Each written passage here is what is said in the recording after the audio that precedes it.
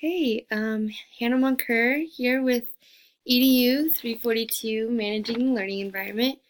Today I'm going to talk about building classroom community, and I'm going to touch on four major parts of classroom climate. So there's intellectual, emotional, social, and physical aspects. So intellectually, here's the first thing that comes to mind. For me, is rules and expectations, which should be set, I believe, the very first day of school or the first few days. They're important to the daily success of class, and it will help the class run a bit more smoothly. I believe doing this together should be the way it's done because if students have input on rules and their expectations, they're more likely to follow those rules. They're easier for them to follow, and they are more likely to hold themselves and each other more accountable. There will always be support and respect given and received to each other, and I really want my students to know that mistake making or making mistakes is okay. In fact, as a teacher, I encourage them because it means that we're challenging ourselves and we're learning more by reflecting on our mistakes. The emotional side, this aspect can have many factors and subjects that kind of fit into it. When I think of emotions in a classroom, I think of the environment around me and kind of like what I'm seeing every day when I come to school. I'm always thinking, is everyone being friendly? Are we all getting along and working together to support each other?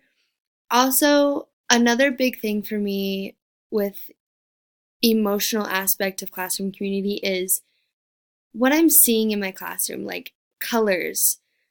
Is there, like, does it smell good? The lighting. With lighting, I feel like cool and warm lighting creates a sense of calmness and students will be more relaxed, whereas harsh and bright lighting can be considered stressful for students.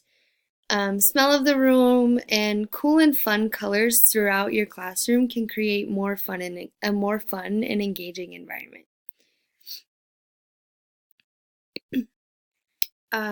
So the social aspect, I think it's important to create the sense that we're a community as a class and kind of like, this sounds cliche, but you're one big happy family that does everything together.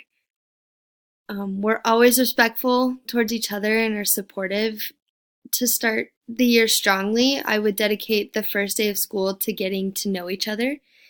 And this could be done by using icebreakers, community or trust building activities, games, anything to increase and build the respect and rapport that is key and important to a successful classroom and successful learning.